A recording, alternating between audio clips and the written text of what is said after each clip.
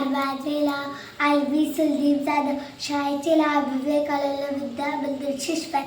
आदरणीय व्यासपीठ वंदनीय गुरुजन आणि इथे जमलेल्या माझ्या बालमित्र, तुम्हा सर्वांना स्वातंत्र्य दिनाच्या खूप खूप शुभेच्छा.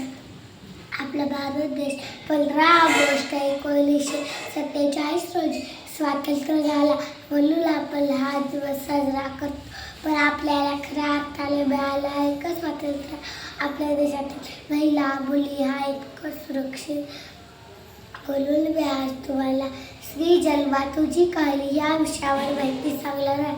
ज्याला स्त्री आई बनू कळी तुझ्यावरचा शिव बनाला, ज्याला स्त्री बहीण बनू कळी तो मुक्ताईचा राजदेव झाला, ज्याला स्त्री मैत्रीण बनू कळी तो राधेचा कृष्ण झाला, ज्याला स्त्री पत्नी बनून कळी तो सीतेचा राम झाला.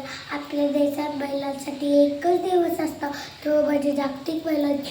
त्या दिवशी संपूर्ण जगभरात महिलांना शुभेच्छा दिल्या जातात, स्टेटसला फोटो ठेवले जातात. परंतु स्त्रियांचे महत्त्व या एका दिवसापुरतेच का? प्रत्येक दिवस स्त्रीचा असू शकत नाही ना. प्रत्येक दिवस स्त्रीचा असू शकत नाही का?